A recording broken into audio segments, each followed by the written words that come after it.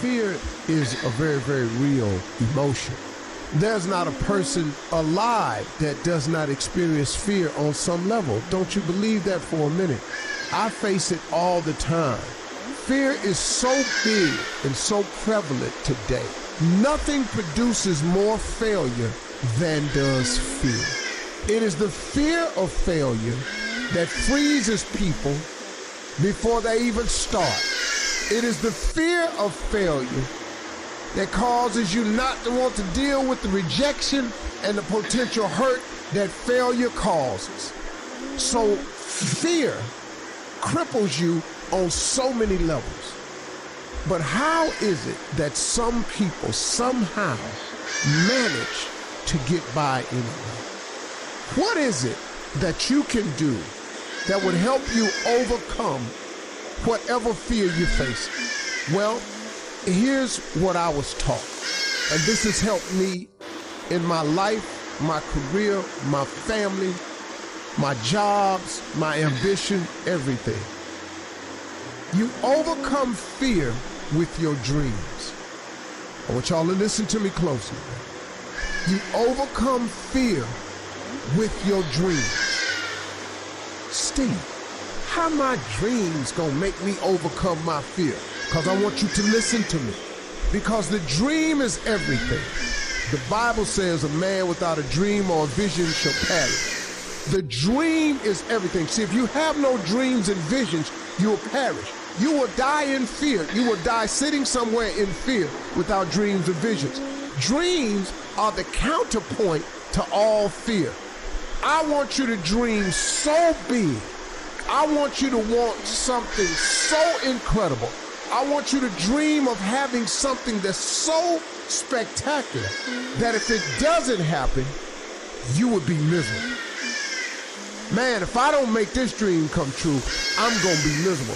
I want you to dream so big that not reaching your dreams is unacceptable.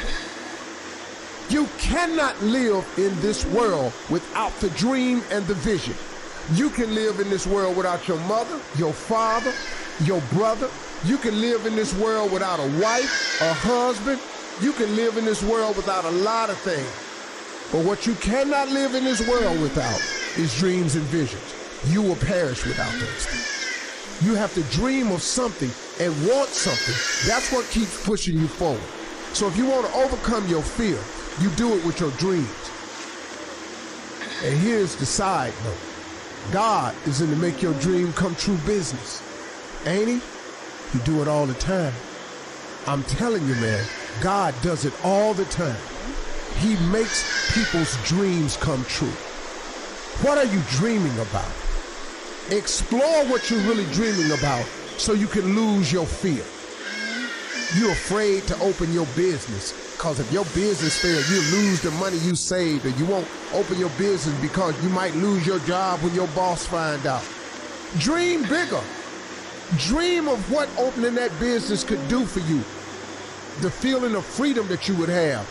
The extra money you could make, what you could do for your family, the things you could leave a legacy of. Maybe your dream ain't big enough.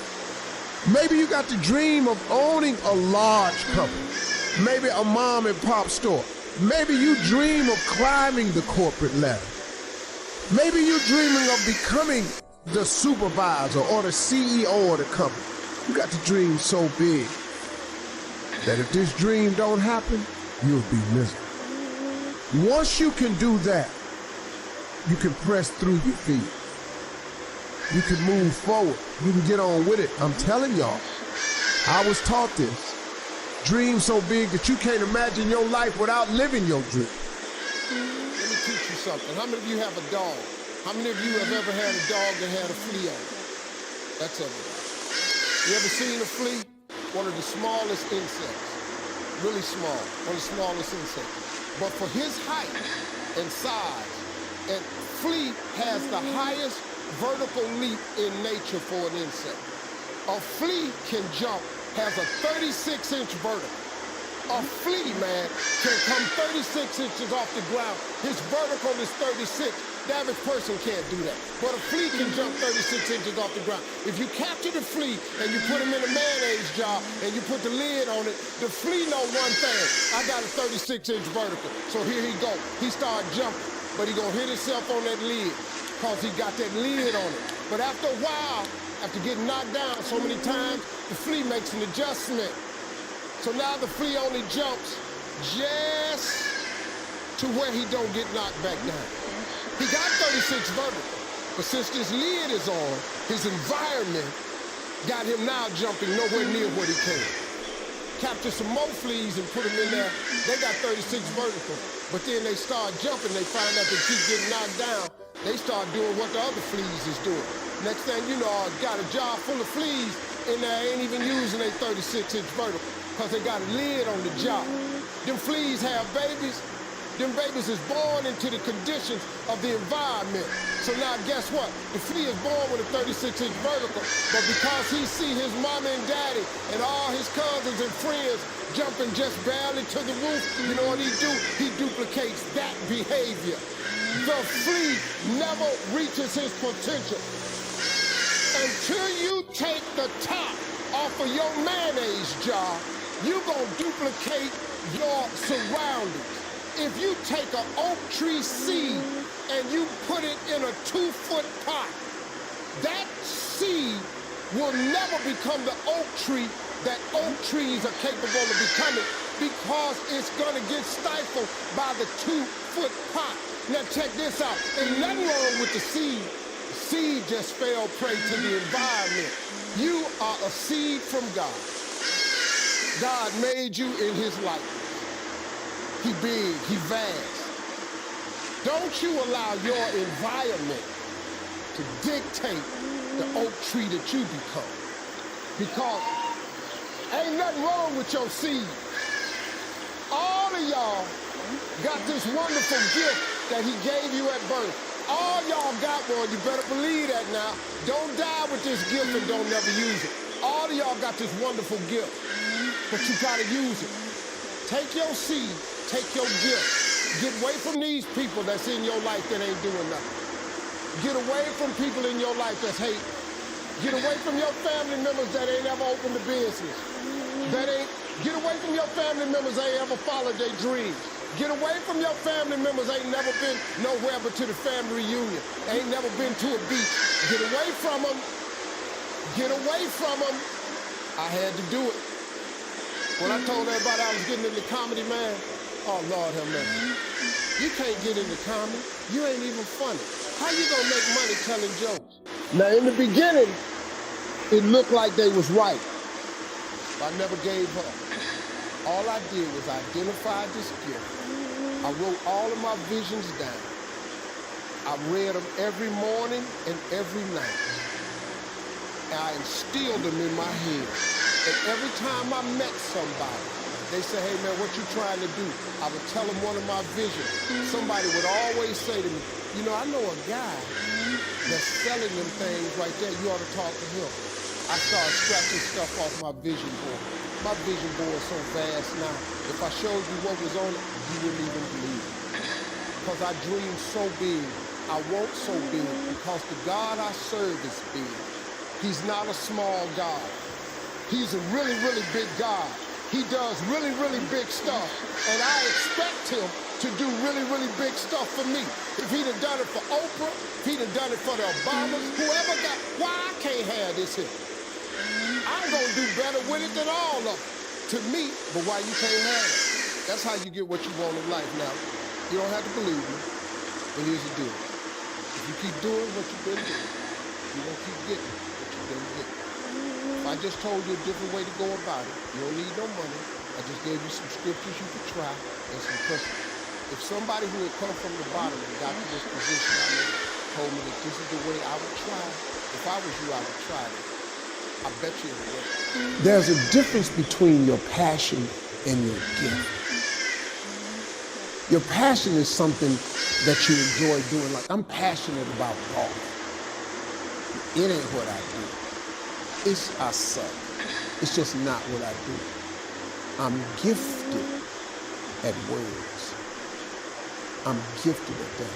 So Before you strike off into strip writing, determine your gift. Whatever it is you're trying to do, you must first determine if it is your gift. And don't pursue things that you're passionate about. Pursue the thing that you are gifted at. All of you are gifted. Every last one of you, God gave you a gift at birth, all of you. God never created a soul without giving him a gift. All of you have a gift. Your job is to discover the gift. It's very simple. It's the thing that you do the absolute best with the least amount of effort. That's your God-given gift. Anything else you're doing, you're wasting your time. Look, you ain't no singer. The you singing for? Now, I don't care how good you sound at the church. Church let everybody sing.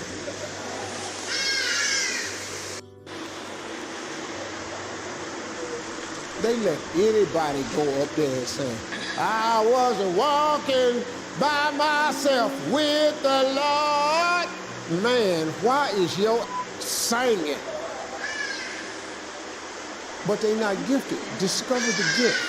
So you should ask yourself first, is writing the gift? Is writing the gift? Now, the writing may not lead you to screenwriting or movies. It may lead you to books. But the first thing you need to do is writing your gift. If it's your passion, you're wasting your time. You're going to write a book that don't nobody like but you. I was watching Joel Osteen on TV one day, and he said, people's opinion of you is none of your business, nor should you make it yours. You get in a lot of trouble worrying about what somebody think about you, when really, what difference do it make? Whether they wrong or right, and what difference do it make? The majority of people who have a negative viewpoint of you really don't even know you. What I found about being successful is, it wasn't me who changed. It was people's opinion of me that changed. You know, I got more, but I'm the same dude. But your opinion of me has changed. Now you think I'm all that. When in actuality, I really am humbled by all this. I really can't believe God let me have this. I really do understand that I am here but by the grace of God. I'm clear about that. I am so clear about that. It ain't me. It's not me. See, I know the decisions I made, and I know how it got me where I got to. I know how my life turned out when I gave it over to him. I gave my life to God. Now, I may not be the Christian you think I ought to be, but once again, your opinion of me, it doesn't matter to me. I've just learned not to allow people's opinion of me to bother me or stop me. Publicly, man, I've been ridiculed and ate alive on that internet. You this, he think he this, I can't stand him. He this, he that. You know, I've been everything on the internet. I don't care. When you get through reading that stuff, cut your TV on. Turn it to almost any channel you want to. 7 days a week. The little dude that you keep hating on, that God I serve, he ain't hated me yet. He ain't hated me not now time. And I've discovered something. Look, man, what God got for you, nobody, no hater, no employer, no co-worker can stop nothing God has for you. God is in the blessing business, but better than that, he's in the forgiving business. See, if God wasn't a forgiving God, I'm not here today. But God had to forgive me over and over and over and over and over and over and over. I can't count the times he done forgave me. See, I just never let my failures define me. See, when you make a mistake, just get up and go again. What you tripping for? I made public mistakes. Let me tell you something, man. When on Miss Universe, I have to apologize. I took that myself. You know how many people wrote me off? You know how many letters I got from TV execs? We're proud of you for doing the right thing, but oh my God, a horrible mistake. I hope you're gonna be okay.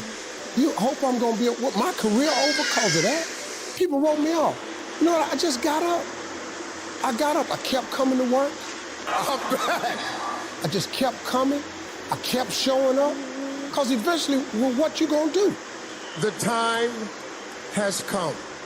You know, my father used to always tell me something. You're gonna either get over it or die mad.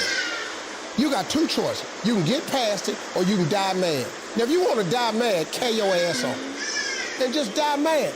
But God forgave me, so I got up and I kept going. Your mistakes don't define you. Life is 10% what happened to you, is 90% what you do about it. I just stood up like I had some dignity. And I just kept performing, kept telling jokes, kept entertaining people. To the part now where it don't even matter. That pageant is the biggest pageant they've ever had. Everybody tune in and see who the I'm gonna say this year.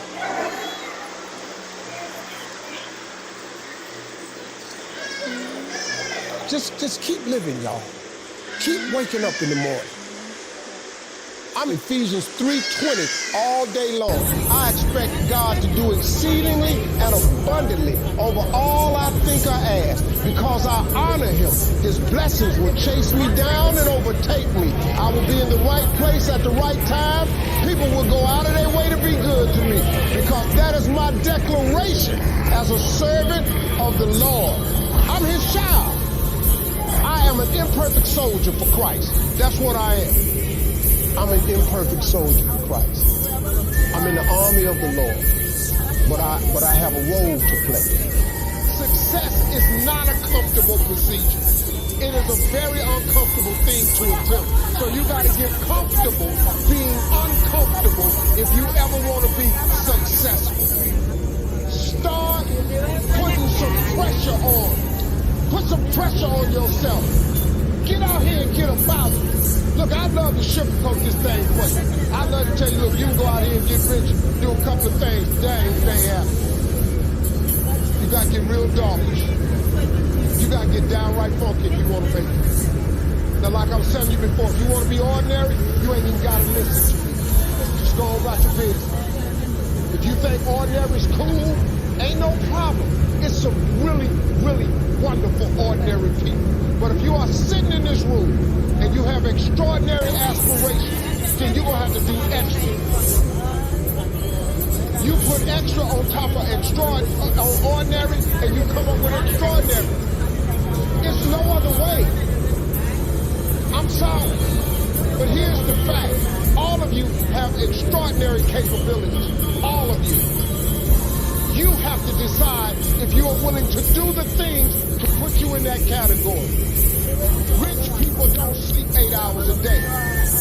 That's a third of your life. It ain't but 24 hours in a day. You cannot be sleep 8 hours a day. You can't live in LA and wake up at 8 o'clock in the morning. It's 11 o'clock on the East Coast. The stock market been open 2 hours. They already making decisions about your life and your ass will sleep.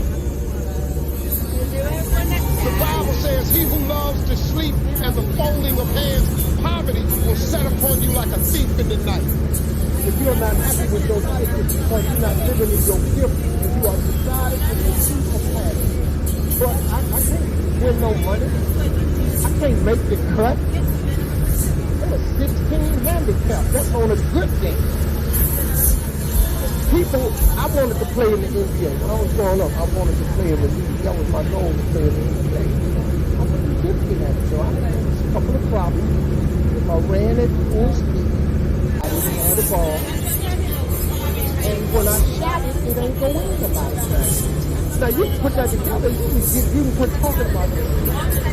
My gift was I had the ability, I didn't know it at a young age, but I had the ability to put information and transform it. I didn't know that was a gift. I just thought it was something I did. It got me in more trouble than I've ever been.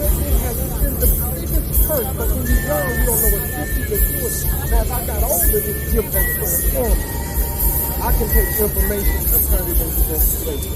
I can take information and turn it into motivation. And the reason I'm here today is because my life has been changed. And I have learned and mastered something. I mastered the principles of communication. That's what I do. I mastered the principles. I know that I have taught inside out about success. I cannot help but intertwined faith in that. So if you don't really care for the faith piece, you ain't gonna really care for me. Because I cannot tell you how I made it without telling you about God or the principle. Every principle of success, it comes from God Almighty. It's in whatever religious reading you read. That's not my business what you believe in. You just got to believe in something. I told you earlier. I don't care what you call God. You call God Allah, Jehovah, Yahweh, you call him whatever you want to call him. Just call him. It's just ain't my business what you call him. I don't care. But I cannot stand here and talk to you about my road to success. I cannot inspire these young people that I try to get you well in the day and not intertwine faith. So I'm sorry if that ain't your thing. Y'all have paid me now, so here I am. I got the money wired to my account, so here it is. Take a deep breath. I tell people all the time, you know, and I was talking to young people, and what I try to get people to understand is, I don't care who you are in this room, if you got to a place in your life where you felt like, you know, life should have been more for you, or you're trying to figure your life out, there's one simple way to get it done. God, when he created all of us, never created an individual without showing a gift. And God put that gift in all of us. Some of you are gifted in teaching, networking, counseling, sharing, life saving. Some of you are caretakers. But you gifted. If you work in your gift, you now find your purpose in life, a real meaning for waking up in the morning. You know, a lot of people, you know people that get up and go to work in the morning and they're miserable. They hate driving to work. They hate their job. They hate their co-workers. But they ain't doing what they want to do with their life. Now, that's not your fault. That's their fault. But God, when he created all of us, he gave all of us a gift. We were born with the gift at birth. God ain't made nobody a gift. Now, the thing of it is, you stop looking at your gift as running, jumping, singing, and dancing, then you can get on with your life. But so many people are pursuing their passion instead of pursuing their gift. Most of you have masters. But when you're talking to young people, you're talking to people that ain't masters at all. It's our job to teach young people the principles of success. They got to learn from your mistakes. See, I messed my life up so I can turn around and talk about it. I've been divorced twice. I've lost everything I owned in my life twice. I lost it all again in 2005, and in 2005 I had $1,700. In 2005, I had made millions of dollars. I had $1,700 in 2005. I've been homeless. I lived in the poverty. I learned some principles, and I started something. I'm a little bit different. Be a little bit more real about it. You know, I don't really know where a lot of scriptures are in the Bible. I just happen to know what's in there and what ain't in there. And I had a lady the other day on my show. I picked up a cut on one of the commercial breaks. I was working on my cut. And that's not really working. I've come to the conclusion that I'm just going to keep some something. I've been trying to get it and shake it, but it ain't working for me, man. And I accidentally cussed on a commercial break, and the lady, I could tell she was a little put off by it. I didn't really see how I be offensive to people, but I was just talking about it. And she just stood up and said, I have a question. She said, so how's your walk going with Christ? I thought about it. I said, well, I walk strong. I walk strong with my own pride and a slight limp. And that's how I walk. Now, if you ain't got no limp to your walk, congratulations. Mine has a slight limp. And every now and then, the flaws that I have, come on, between me and a lot of people, I have to so my flaws have a microphone and a spotlight and an internet. You might make your mistake at the house and don't nobody know nothing about it. But I got people watching me all day long. So what I've learned in this journey along the way of having my life twisted as it was, I've learned the principles of success. I've learned how to get back up, how to fall and fail, get written off so you ain't gonna ever be nothing. I've learned how to start over. I've learned how to take one piece of all my winnings and twist it on one turn and keep it off. Lose and start again is my beginning. Will never once read the word about my Lord. Yeah, I've learned something like that. That's what y'all typically say. didn't recognize that little point. I stole that. I was saying a little bit of thinking in college. I didn't get the degree, but I was listening just a little bit. And when I talk to you, I try to get people to identify with these subjects.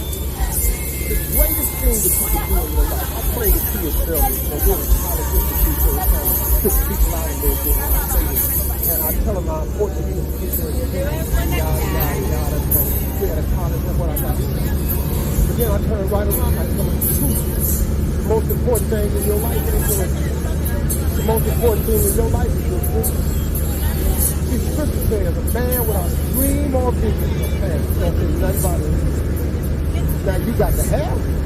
If you're going to find a certain job and go into corporate net and do the banking and do the finance and all this stuff y'all doing. But it's the dream that fulfills. Man, we got to break this thing down real simple for people someday. Quit acting foolish like you've been rich all your life. You ever tell me you not come to these functions, everybody sit up, they lean back in their chair, they speak proper grammar, they get their nose up, you act like you had money all your life. I ain't have money all my life. I come into some money, but I've been scratching and hustling and grinding and trying to get over. And so have you, but you get there. And you don't have no memories. Because now your life is fixed. And so now when you talk to young people, you don't talk to them from the perspective that you made mistakes. You don't talk to young people like, hey, been there, done that. I smoke weed in college too, man. I know where you at. You don't want to tell them that. Clinton smoked weed. He's president of the United States. I'm going to probably say a lot of stuff. I already know that I'm not coming back next year. That's clear. I ain't got no problem. See, that's why I give my money wisely. Because I already know I'm going to mess around and say something. I'm going to throw somebody into something. I see a couple of looks on y'all's face right now. So I don't really care. Here. I'm going to get on this jet. I'm going to go down here. My wife down in Miami. Man, I'm going to see my wife tonight. I don't care what y'all do. I was telling you about the gift. This is how you save yourself a lot of trouble. Play a slide. Your gift means that's your God. You ain't got to trip on it. Wonder about it. It's what you do better than anything else. Now, whether you chose to make that your life work or not, that's your choice. But I got news. If you don't ever pursue that, you ain't gonna ever be happy. It's some unhappy people in this room today. Because there's some people in here doing what people expected and doing what was required of them, and they just got locked into it. Now you got bills and a family you don't really want to pursue. So now you got the job, you just don't ride it all the way. It ain't nothing wrong with it. It's your job, what you get to do. This man is going to retire this year. But he's been in the education of young people's mind. He's been shaping young people's mind for 30 years like that. That's what he was given to do. You stick up with it. And you ain't happy. And you in misery. Because you ain't pursuing your gift. And I'm telling you, young people that can research on it in lifetime, find out what your gift is and pursue it with everything in you. Because ain't nothing worse than getting a degree and you don't even want it after you get it. Because a degree ain't nothing but a piece of paper hanging on a wall. Now it signifies that you have the ability to complete a task, but your life is made up of what you do with it. Life is 10% what happens. It's 90% of what you do with it. You got to do something with your life, man, that makes your heart beat in the morning when you wake up. You do that now, okay, how you do all these jobs? Because I like all my jobs. You put your radio on 240 times a year. I do a 4-hour live radio show. How you do that every morning? Well, mainly you got 90 seconds. But other than that, I wake up in the morning, I give people some inspiration, I play music, and I tell jokes. Okay, boom, I like doing that. Then I go to a talk show. I live in Chicago 8 months out of the year, 34 weeks. I take 180 talk shows in Chicago. How you do that every day? Because I love doing it.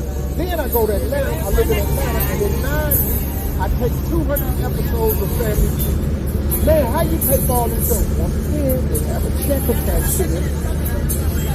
But I love what I do. If you cut your TV on, it's obvious that I love what I do. I'm always smiling because God has given me the life of my dreams because I'm living in the gift He gave me. If you live in your gift, man, it changes your life. Do something about your gift. Listen to me, I don't care what job you got now. If it's something that really burns on the inside of you, you ought to go do that. I don't care how old you are. You think Kentucky Fried Chicken. How come you think that man on the side, why you think he's old? Because this recipe got discovered when he was 68. That ain't the picture of the Colonel when he was 35. But he been frying chicken. He didn't just wake up and start frying chicken. He been frying chicken with this secret recipe for years. It took him a long time before it clicked. But he kept frying chicken, man. Till he became the biggest chicken joint in the world. You can't go nowhere and don't see Kentucky Fried Chicken. That ain't real chicken. But when he was living, it was real chicken. It really was chicken. It was the actual part. You peel that skin off that Kentucky Fried Chicken, you reinforce the fried. It don't look nothing like it. But he hit it. When is it too late to get it? When is it really too late to get it? When is it? When you think you got too late to be rich again? What, 55, too late to be rich? When is it too late? Man, put some spark in your life. Have something to wake up about to make your heart beat. Have a joyous spirit when you wake up in the morning. Here's another point. They were rich people talk about all the time. You know rich people talk all the time. They talk about money. All the time. All the principles of success. A man is what you think.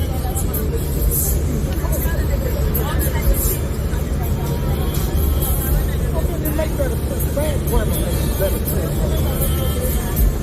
If a man is as he thinks, then what you think is what you is. That makes real good sense to me. See, I like to keep it where people remember stuff I say. So big people, you know, they do talk about money. And when you talk about money, they don't want to get the money. Well, money is not everything. And money can't buy you happiness. They ain't got no money. Money might not buy you happiness, but it's parked right in front of happy house. You can get out, ring doorbell, see a happy home. There's nothing wrong with money. So many things have been said over the years. When rich people get together, they talk about money. They talk about this, about that. There's nothing wrong with that. We go to church and we learn the wrong thing. You know what messed me up there when I was little? I was in church. The preacher would always say, hard for a rich man to get into the kingdom of heaven and live for a camel to get to the eye of belief. Now, me and the rest of the business members, we thought that you was trying to take a needle with sewing thread and push a camel. All the people in my church collectively decided they didn't want to be rich because they wanted to go to church. I was sitting there in the old, I was really buying into it because I was trying to figure out how I was going to get the camel into this hole. Because I didn't know what they were talking about because I wanted to be rich. Because this poverty, when I was allergic to it, I itched all the time. I just came from being poor. You know, it's just trying to be digging in yourself sometimes. Because you're poor. Poverty is uncomfortable. First of the month comes, ain't working enough. Just like somebody squeezing lemon juice down the back of your behind. Because it's the first of the month. All this stuff you do, shop. That's your butt. Shop. Just tighten it up. Because you ain't got the money. Why would I not want no money? I live in the hood. I want out. I need money to get out. But at my church, they say, I'm going to get you the avenue. So I bought a set. I was about 30, almost 38. I was in Hollywood. I was driving down the street, man. I was in the trunk. I saw Donnie. This is one of the first years I had television. And I was going to host celebration. I didn't like to talk. You know, back in the day,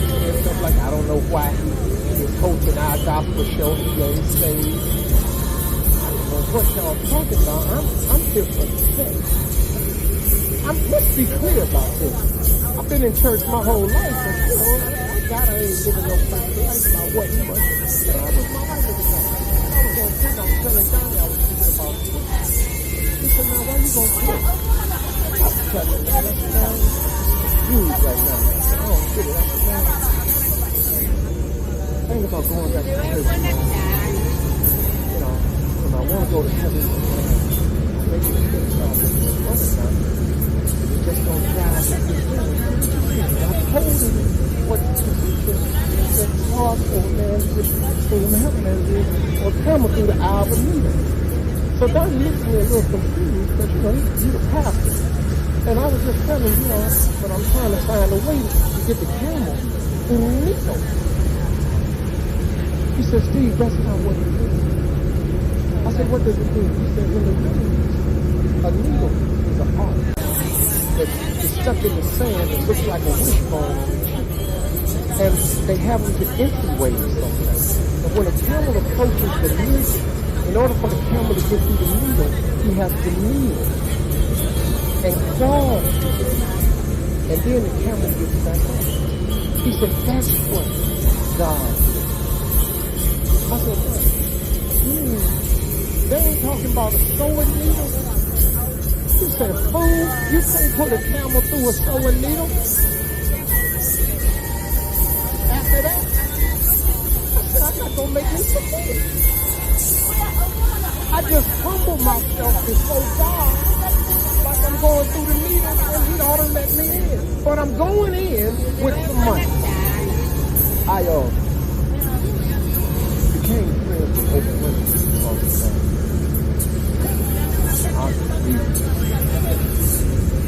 We ain't gonna keep saying that, but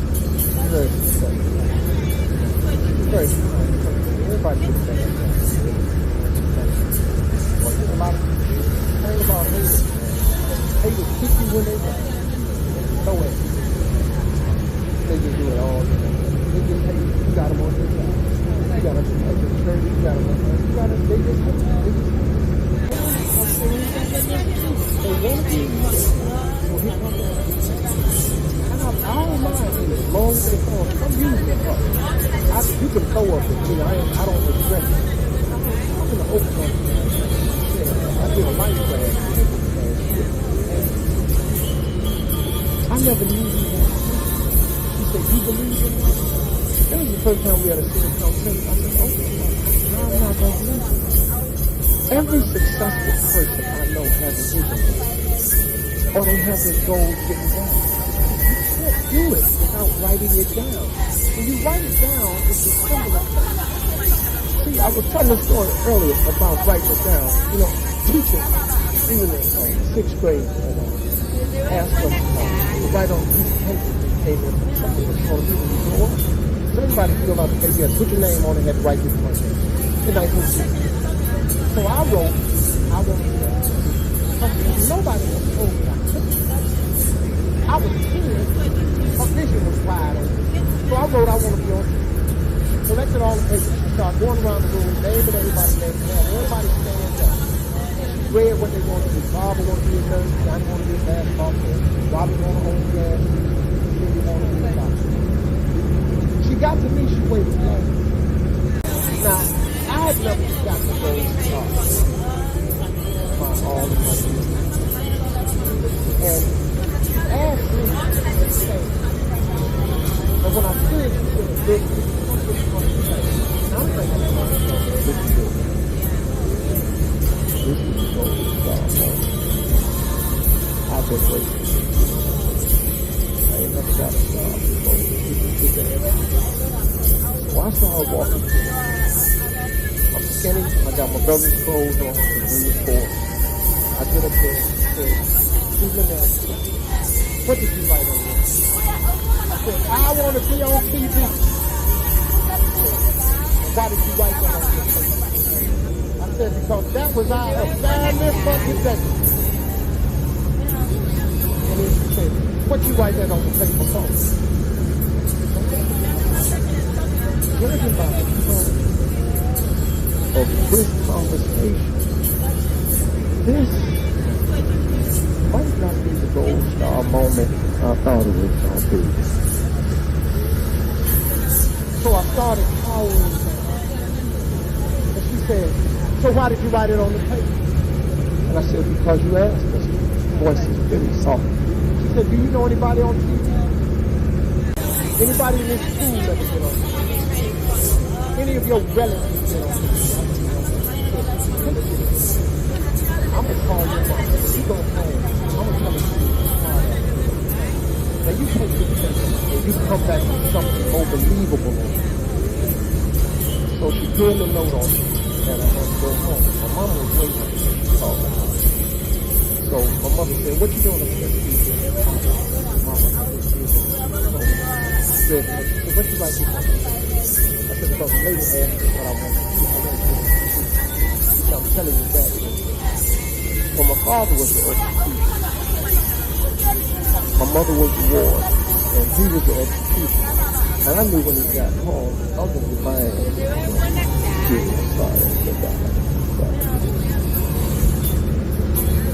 I was going to get my butt whipped. And so when my father came home, she told my father, look what Steve wrote on the plate with red paper. He said, what's going on? He said, Steve up in that school acting like a smart ass. That teacher's asking what he wants to be. He done put, I want to be on TV. My father read the paper and said, what's wrong with that? I started thinking, uh-oh. So he said, boy, go in your room. I'll be there in a minute. Now I got my spankers in the room, so I went on in there and get ready. So then my mother had an argument. My father came in the room. He said, boy, what you write this on? I want to get on TV. He said, what she wrote you write? I said, like a basketball player. He said, put that on me. Take it up to the school and give it to that green till it's done. So I write it. He said, now take your paper. He said, before you go to bed tonight, now this is my father now, with a third grade education. My father was a sharecropper in Alabama. He said, read your paper every night before you go to bed. When you wake up in the morning, read your paper before you go to bed. Read your paper every day and read your paper every day. I took my paper up to school. It took me till I was 38 years old. Got a fine. I got on. The devil don't care about you. The devil wants to keep you from your destiny. That's his one job. Satan got one job, to keep you from your destiny. The devil don't ever want you to be what God created you to be. So guess what? When you discover your gift and you think I'm about to make a move and go be what God created me to be, then here go the devil. You got this job over here, you're going to lose your 401k. Once you get your paper straight, you can skip all of this. You can get yourself started in the process, man, but you got to quit letting the devil keep you from your destiny by tying it to this little job you got, because he's tricky with it now. He got you thinking you're going to mess your credit up if you quit your job. What you mean mess your credit up? You overextended now. You got good credit, but you can't buy nothing else with it. If your card maxed out at $5,000 and you got $4,090 on it, where we at? Come on, y'all. You're going to have to make a choice, but you can't let the devil fool you. He tried to keep you from being who God made you to be. Yeah, look, man, I don't know if I'm getting through to you, but I want you to hear me. Look, I wish everybody before they die could experience what it feel like to wake up and do what you was born to do. It's so cool. It's so good. If you've been dreaming over that business, you should start the process. Don't try to figure out how to make the business make $1 million. Just start the process. See, if you make one step, he'll make two. But he can't make his two unless you make your one. So you got to start. Fill out the application. Go get the patent. Send in the paperwork. Get your federal ID number. Do something, man. Start creating a website. Let your job sponsor your dream. Take some of your check money, quit playing one of them punk bills, take that money and start your website. What is you talking about now? If you owe Kmart some money and Sears, what is you paying them for? They finna be out of business. Take whatever money you owe Kmart and Sears, take that money, buy your business card. Take one of your bills one time, instead of paying it, start your website. But start. If you make one step, he'll make two. And don't worry about where you're going with it. Just get started. He'll show you the way to go. Because he wants you to get to your destiny. But he got to make sure that you want to get to your destiny first. If you tell him you want to get to your destiny, that God you serve, he going to show you how to do it. You can believe that. Don't forget to pray. Don't be ashamed to pray. And don't ever be too proud to pray. Because prayer changes things. Stay right here on Facebook, y'all. The box you asked for is coming. Everything on my vision board I get. I built on my house one time. My wife wanted a special kind of car. And I built the garage, the extra garage of the house. She came out there and saw me. She said, Steve, what are you doing? I said, I'm building the extra garage. She said, Steve, we got enough cars. What do you need with another garage? I said, don't worry about it. 2 years went by. I had been looking for this car. I went to the dealership. They said, sir, there are none in that color. I said, she wanted white. I said, so I went to the dealership. I said, I want you to get this car in. My wife said, sir, there are none in the country and none being made. I said, okay. And when the car come in, could you accept it into your dealership and call me for the dealership? He said, sir, I done told you. I can pull it up on the computer. There are no cars in that color, that make or model. Do you want another color? I said, no, my wife wants white. She said, sir, we don't have that. I said, I've already built the garage. I've already built the garage. All my garages have chandeliers in them. I don't have doors that go open. All my cars have chandeliers hanging over. And I have marble floors in my garage because I like stuff like that because I saw it that time. So I said, I've already built the garage. He said, sir, there are no cars like that anywhere in the computer base. I said, I just need for you when the car comes in. So a year went by. I said, any word on the car? He said, no, I've called the factory. They're not even making it in that color. I said, okay, I'm looking for this color right here. He said, sir, we don't have it. I said, I'm gonna give it to her for her birthday, October 10th, 2016. He said, sir, that's impossible. I said, no, it's not. No, it's not. It's just a car that I'm asking for in a particular color. How that's impossible? He said, sir, I can't find the car. I ain't asked you to. I asked you when it come through, would you accept it into your dealership and call me? That's all I asked you for. 2 weeks before my wife's birthday, I got a phone call. It was Perillo from Gold Coast in Chicago. He said, Steve Harvey. He said, are you sitting down? I said, no, I'm standing up. What's that? He said, you're not going to believe it. A guy bought a car a year ago. It's been sitting in his garage. It has 8 miles. He brought it to me to turn in to me and asked him, how much would I give it for? I said, what is it? He said, it's the white car you've been looking for. I said, I'll be up there to get it. He said, this is unbelievable. I said, that God I serve, he's an unbelievable God. I don't listen to what nobody tells me. Once I write it down, I write the vision and make it plain, it will come. Surely it will come at an appointed time. It doesn't matter that nobody sees it. It doesn't matter that it's visible to other people.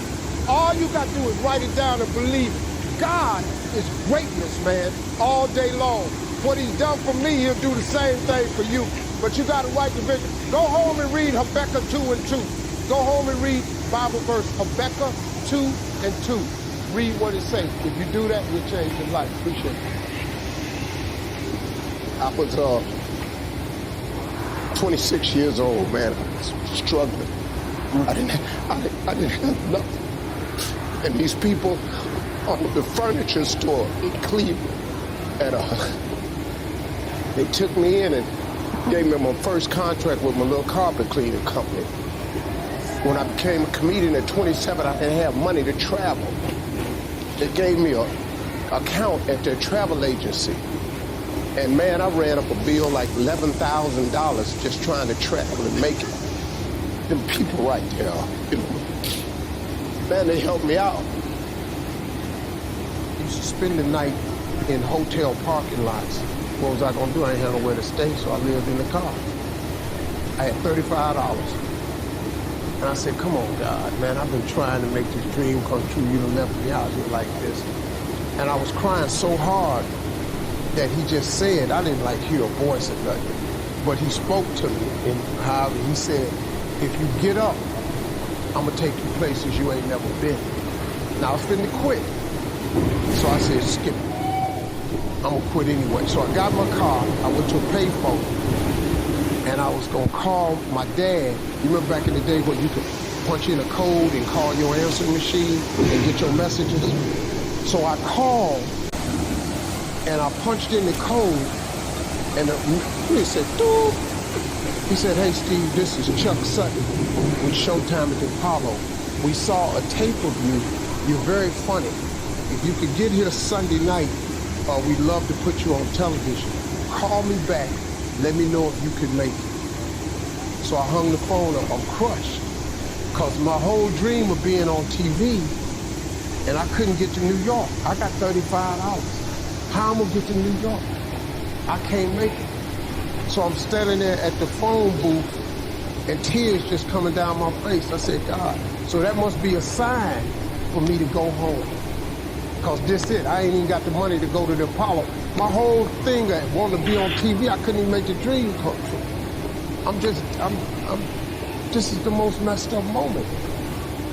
And so I said, man, let me call this dude back and see if he said this Sunday. Because maybe he said next Sunday, and I can hustle up a little bit of money or something. I don't know what I'm gonna do, but let me just call him back. So I called him back. Steve, this is Chuck Sutton, Showtime at the Apollo. We saw a tape of yours. You're very, very funny. Look, we have an opening Sunday night at Showtime at the Apollo. If you can make it, we'd love to put you on TV. I said, it's this Sunday. Before I hit the button, I heard, doop, you have another message. Now, it wasn't there before. So I punched my code in. I listened to the second message. It said, Steve Harvey, this is Tom Soap from Comedy Paralysis. This is a Thursday. He said, I have a gig in Jacksonville, Florida on Friday night that pays $150. If you can get there Friday night, you'll make $150. So I called him back, and I said, hey, Tom, did you get a gig away? He said, no, it's still available. He said, can you get that? I said, I'm in Pensacola, Florida. I'm 3.5 hours away. So I drive to Jacksonville, Florida, and that night I made the 150. Club owner said, man, you funnier than the guy we hired. If you stay tomorrow night, I'm gonna give you another $150. So now I got $300 now. So I get on the phone, I call Chuck Sutton. I say, hey man, is the gig still available at Showtime at the Apollo? He said, well, we got one opening left. I said, I'll be there. So I called Eastern Airlines, who used to be open back then. They had a special for $99 going from Jacksonville, Florida to New York round trip. So I parked my car at the airport. I got on a plane, flew. Everything I had was in 2 bags. Got to the Apollo. I said, hey man, I'm here. I got there at 11 o'clock in the morning. He said, you can't stay here because you don't come on to the late show tonight. I said, man, I ain't got nowhere to go. I said, if you just let me stay in this building, man, I ain't gonna move around nothing. I ain't got nowhere to go. I'm in Harlem. I can't go back out here. I got these 2 bags. I got victim wrote all over me, man. So he said, all right, if you go upstairs, don't come down. So he put me in the dressing room on the 6th floor. So that's where all the comedians were. So I stayed up there. I got hungry around 3 o'clock, and I couldn't take it no more. So I went back downstairs, a dude named Alton Liston. I said, hey, man, he said, man, I thought I told you, don't come down them damn steps. I said, hey, man, I'm just hungry. And I said, let me go to that KFC I saw in the corner. Said, let me get some chicken. I'll come right back. He said, man, if you ain't back in 20 minutes, you ain't getting in this building. So I went, bought me some chicken, came back. So the comedians started coming in the building. They started coming up on the 6th floor. So I meet this guy named D.L. Hughes. I introduce myself. He introduced himself. I'm sitting there. Another guy come in named Dwayne Johnson. Then this other dude walked in named Jamie Foxx. And I introduced myself. We don't know each other. Ain't none of us famous. It's 1991, man. they gave everybody the lineup. I was on the last show of the night. I don't go on to 11 at night. I done had this 4 pieces of chicken. I'm starving, man. That chicken done wore off. I'm nervous, man. I'm about to throw up. D.L. Hughley went downstairs. D.L. Hughley got booed off. Dwayne Johnson got booed off. Jamie Foxx went down there and got booed. They booed Jamie, then Jamie started singing. And then they started clapping. And Jamie had their ass. Then he went back to them jokes, and they got his ass. So I'm walking down the steps, and I see Jamie sitting on the steps. I say, hey, man, hang in there. He said, man, that ain't never happened to me before, man. It's crazy. This Jamie Foxx, man, one of the most talented people in all of comedy. Now, you don't even know how nervous I am, man. I can't even. My breathing is shot because these dudes been booed. So I walk out. I wrote this joke. Mike Tyson had got in a fight in Harlem with this heavyweight named Mitch Green. Mike Tyson had hit the dude in the eye in the store. Now, he was on the news, his eye was swollen. So the joke I wrote was, they was interviewing Mitch Green, and he was telling everybody what happened, but his eye took over the interview. And I wrote this joke that his eye started talking and was just, I'll tell you what happened. The heavyweight champ's fist is coming towards my face. I just said, Lord, Lord, Lord. And I wrote this whole joke about this dude's eyeball talking. And when the punch came, and all this here, I walked off stage, man, just started crying. I couldn't believe it. They paid me $750 for being on TV for one night. I had never made $750 telling jokes in one night. And so that was my first television appearance. A couple weeks later, Sinbad was the host of the show. He got this job on Different World. And so he quit. And so Mark Curry became the host. And then Mark Curry got hanging with Mr. Cooper, and he quit. And they came to me and said, would you come back to New York and host amateur night for us to just try you out? Oh, ain't no problem. And so I went to New York. I hosted amateur night, and I was killing. But every time I went to commercial break, I was supposed to let the warm-up act take over like Ruben did. But I knew not to let the warm-up act do that because he would change the attitude of the crowd because the Apollo was a wild place. So I stayed out there. I did the warm-up and the host. And I created a bond with that audience. And that's how I got on TV. It was my very first TV show. I hosted Showtime at Apollo. I ended up being the longest running host in the history of Showtime Apollo. I did that show for 8 years. Nobody ever did it for 8 years. And that was my turn back moment. See, in your life, everybody has a turn back moment. You have a moment where you can go forward or you can give up. The thing you have to keep in mind before you give up is that if you give up, the guarantee is it will never happen. That's the guarantee of quitting, that it will never happen no way under the sun. The only way the possibility remains that it can happen is if you never give up no matter what. Because God is always coming. He's never too late. At your worst moment, look, man, when they told me I had to be in New York, I saw no way I could get there. But that God don't. He make the phone ring. I end up in Florida, I make $300. Then I go to New York, I make $750. Almost got $1,000 out of nowhere. That's what happened to me. That was my moment of never giving up. That's when I first learned that faith is everything, that you have to remain faithful. When I was homeless, I had a lot of time to myself.